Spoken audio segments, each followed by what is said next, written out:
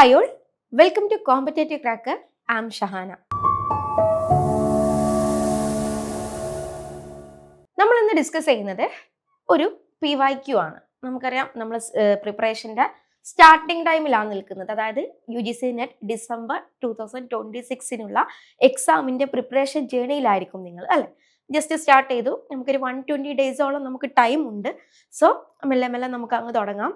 അതിൻ്റെ ആദ്യഘട്ടം എല്ലാവരും പറയുന്നത് പോലെ സിലബസ് ഒക്കെ കവർ ചെയ്തതിന് ശേഷം ആദ്യം നിങ്ങൾ പോവേണ്ടത് PYQസിലേക്കാണ്.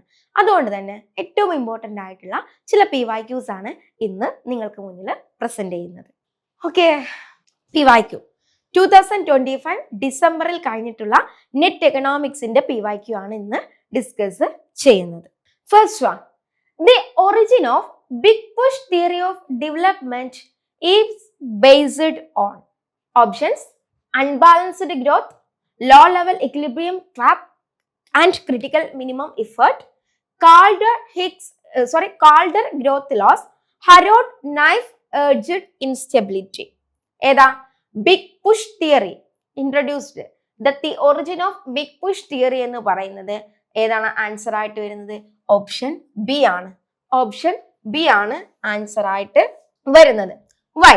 Law level equilibrium trap and critical minimum എഫേർട്ടിന്റെ ഭാഗമായിട്ടാണ് ഏത് big push theory of development based on low level equilibrium trap and critical minimum effort thesis ആണ്. കാരണം ബിഗ് പുഷിന്റെ ഒരു മെയിൻ എന്ന് പറയുന്നത് ബാലൻസ്ഡ് ഗ്രോത്ത് തിയറിയുടെ അണ്ടറിലാണ് ബിഗ് പുഷ് തിയറി വരുന്നത്.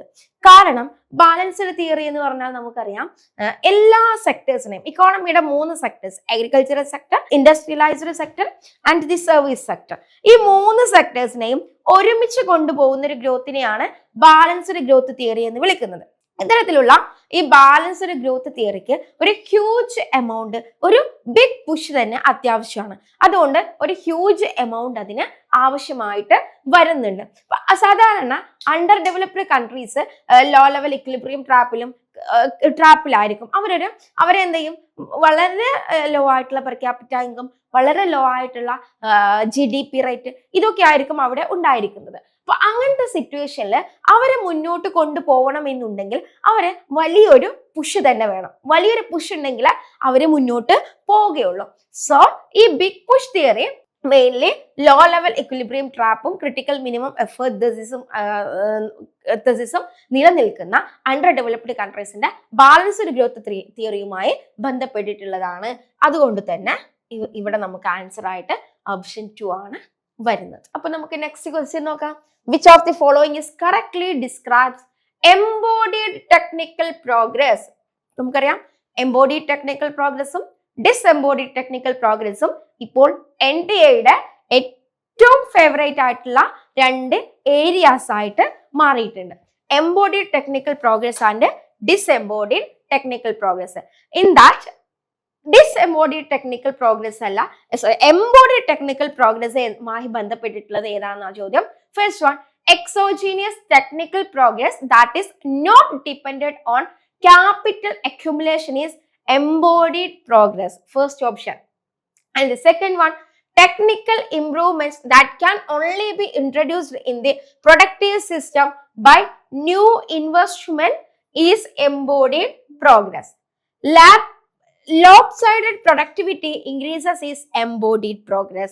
And the final one, it is dependent on government support. ഏതാ നമുക്ക് ആക്ച്വലി എന്താണ് എംബോഡീഡ്, എന്താണ് ഡിസ്എംബോഡീഡ് എന്ന് നോക്കാം.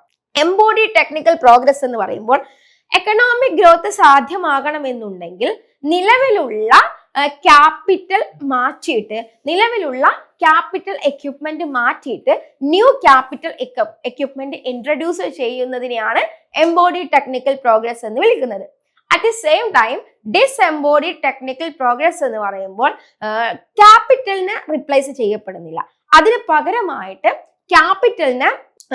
ക്യാപിറ്റൽ മാനേജ് ചെയ്യുന്ന മാനേജേഴ്സിന്റെ എബിലിറ്റി മാറ്റം വരുത്തുക, അവർക്ക് വലിയ ക്വാളിറ്റിയിൽ മാറ്റം വരുത്തുക, അല്ലെങ്കിൽ എഫിഷ്യൻസി, മാനേജ്മെന്റിന്റെ എഫിഷ്യൻസിയെ മാറ്റുക, അതിനെയൊക്കെയാണ് എന്ത് വിളിക്കുന്നത്? ഡിസ്എംബോഡീഡ്. സിംപ്ലി പറയുകയാണെങ്കിൽ എംബോഡീഡ് എന്ന് പറയുമ്പോൾ ഇവിടെ നിലവിലുള്ള ഒരു മെഷീന് മാറ്റിയിട്ട് പുതിയ മെഷീന് കൊണ്ടുവരുന്നു. എന്നാൽ ഡിസ്എംബോഡീഡ് എന്ന് പറയുമ്പോൾ നിലവിലുള്ള മെഷീനെ ഒന്ന് പൊടി തട്ടി എടുക്കുന്നു. That's all.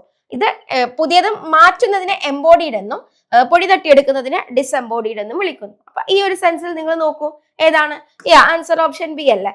Technical improvements that can only be introduced into the productive system by new investment is embodied technical progress. അല്ലെ, ന്യൂ ഇൻവെസ്റ്റ്മെന്റ് ഇങ്ങോട്ട് കൊണ്ടുവന്നിട്ട് പുതിയ ക്യാപിറ്റൽ എക്യുപ്മെന്റ് കൊണ്ടുവരുന്നതിനെയാണ് എംബോഡീഡ് ടെക്നിക്കൽ പ്രോഗ്രസ് എന്ന് വിളിക്കുന്നത്. Okay, and third one, in a situation of decline in price of a given commodity we find, എന്താ?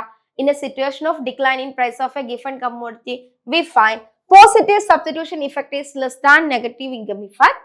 Positive substitution effect is more than negative income effect. Negative substitution effect is more than positive income effect. Negative substitution effect is less than positive income effect. നമുക്കറിയാം Giffen കമ്മോഡിറ്റീസിന്റെ കേസിൽ substitution effect ആയാലും income effect ആയാലും, ഇപ്പം Giffen commodities ആണെങ്കിൽ income effect negative ആണ്, substitution effect positive ആണ്. Price effect of the combined effect of income effect and substitution effect is known as price effect. The price effect of given good is positive in the positive. Given good in the price effect positive ആണല്ലോ. എന്തുകൊണ്ടാ? ഇവിടെ inferior ഗുഡിന്റെ case എടുത്താലും നിങ്ങൾക്ക് കാണാം income effect negative ആണ്, price effect negative ആണ്, substitution effect positive ആണ്. Okay, പക്ഷെ ഈ ഗിഫൺ ഗുഡിന്റെ കേസ് എടുക്കുകയാണെങ്കിൽ here negative income effect is stronger than positive substitution effect. At the same time, in the case of inferior good, negative income effect is smaller than positive substitution effect, or positive substitution effect is greater than negative income effect. Clear? ആ ഒരു സെൻസിൽ നോക്കുകയാണെങ്കിൽ positive substitution effect is more than negative income effect. Positive substitution effect is more than negative income effect. ആണോ?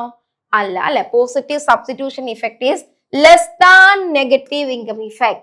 Positive substitution effect is less than negative income effect. Answer option A ആണ്, അല്ലെ? Answer option A ആണ് വരിക. കാരണം എന്താണ്? ഇവിടെ positive, in the case of given good positive substitution effect is less than ആണ്. Positive substitution effect less than ആണ്. Okay, ഏറ്റവും ഇമ്പോർട്ടൻ്റ് ആയിട്ടുള്ള ക്വസ്റ്റ്യൻസ് ആണ് നമ്മൾ ഡിസ്കസ് ചെയ്തിട്ടുള്ളത്. നിങ്ങളെ സ്റ്റഡി ഒക്കെ സ്റ്റാർട്ട് ചെയ്തിരിക്കാവൂ അല്ലെ? അപ്പൊ നിങ്ങളെ സംബന്ധിച്ച് നിങ്ങൾ ആദ്യം സിലബസ് ഒക്കെ ഡൗൺലോഡ് ചെയ്ത് എടുത്തിട്ട് ഒരു ഹാർഡ് കോപ്പി എടുത്തിട്ട് മുന്നിൽ വെക്കുക. സിലബസ് നന്നായിട്ട് പഠിക്കുക. സിലബസ് പഠിച്ചതിന് ശേഷം, സിലബസ് മനസ്സിലാക്കിയതിന് ശേഷം നിങ്ങൾ പ്രീവിയസ് ഇയേഴ്സിലെ ക്വസ്റ്റ്യൻ പേപ്പർ അനലൈസ് ചെയ്യണം. ആൻസർ കിട്ടാൻ വേണ്ടിയിട്ടല്ല, നിങ്ങൾക്ക് എത്ര മാർക്ക് കിട്ടുമെന്ന് നിങ്ങൾക്ക് അനലൈസ് ചെയ്യാൻ വേണ്ടിയിട്ടല്ല, നിങ്ങളുടെ സ്റ്റഡി എങ്ങനെ കൊണ്ടുപോകണം എന്നുള്ളതിൻ്റെ ഒരു ഗൈഡായിട്ട് ആര് പ്രവർത്തിക്കണം? PYQs പ്രവർത്തിക്കണം. അപ്പോൾ നിങ്ങൾ ഇത്ര വർഷം പ്രിപ്പയർ ചെയ്ത ആളാവട്ടെ, നിങ്ങൾ ഈ ഒരു സ്ട്രാറ്റജിയിലൂടെ മുന്നോട്ട് പോവുകയാണെങ്കിൽ എന്ത് ചെയ്യാൻ പറ്റും? നമുക്ക് JRF തന്നെ ക്രാക്ക് ചെയ്യാനായിട്ട് പറ്റും. അപ്പൊ നമ്മൾ CSAയിൽ ഒരു പ്രത്യേക തരം സ്ട്രാറ്റജിയിലൂടെയാണ് നിങ്ങളെ നെറ്റ് ആൻഡ് JRFിലേക്ക് എത്തിക്കപ്പെടുന്നത്. അപ്പൊ നമ്മളൊരു JRF ലക്ഷ്യമാക്കിക്കൊണ്ട് 120 ഡേയ്സിന്റെ ഒരു മിഷൻ JRF എന്ന് പറയുന്ന ഒരു ബാച്ച് സ്റ്റാർട്ട് ചെയ്തിട്ടുണ്ട്. നമ്മളെ സംബന്ധിച്ച് വളരെ ഫോക്കസ്ഡ് ആയിട്ടുള്ള JRF ഫോക്കസ്ഡ് ആയിട്ടുള്ള പ്രിപ്പറേഷൻ ആണ് നിങ്ങൾക്ക് തരുന്നത്. PhD ക്വാളിഫിക്കേഷൻസ് ഉള്ള എക്സ്പെർട്ട് ഫാക്കൽറ്റീസ് ആണ് നിങ്ങൾക്ക് ക്ലാസ്സസ് തരുന്നത്. ഈ ഒരു കോഴ്സിന്റെ ത്രൂ ഔട്ട് എക്സാം ഹാളിലേക്ക് നിങ്ങൾ എത്തി അതിൽ ഇറങ്ങി റിസൾട്ട് വരുന്നത് വരെ നിങ്ങളുടെ കൂടെ ഒരു സപ്പോർട്ടിങ് മെന്ററായിട്ട് അക്കാദമിക് ലെവലിലും നിങ്ങളുടെ മെന്റലി നിങ്ങളെ കറേജ് കൊണ്ടുവരാൻ വേണ്ടിയിട്ടും ഒരു മെന്റർഷിപ്പ് സപ്പോർട്ട് ഉണ്ടായിരിക്കും. ജനറൽ പേപ്പറും സബ്ജക്ട് പേപ്പറും കമ്പൈൻ ചെയ്തിട്ട് നിങ്ങളെ വിജയത്തിലേക്ക് എത്തിക്കുന്ന ഒരു സ്ട്രാറ്റജി തന്നെയാണ് നമ്മൾക്ക് ഉള്ളത്. അതുകൊണ്ട് തന്നെ ഒട്ടും സമയം കളയാതെ വളരെ പെട്ടെന്ന് നമ്മുടെ കോഴ്സിൽ ജോയിൻ ചെയ്യുക. ഒബ്വിയസ്ലി നിങ്ങൾക്ക് നല്ലൊരു മെന്ററുടെ സപ്പോർട്ടോട് കൂടിയിട്ട് നിങ്ങളുടെ ലക്ഷ്യത്തിലേക്ക് എത്താനായിട്ട് കഴിയും. Thank you for joining.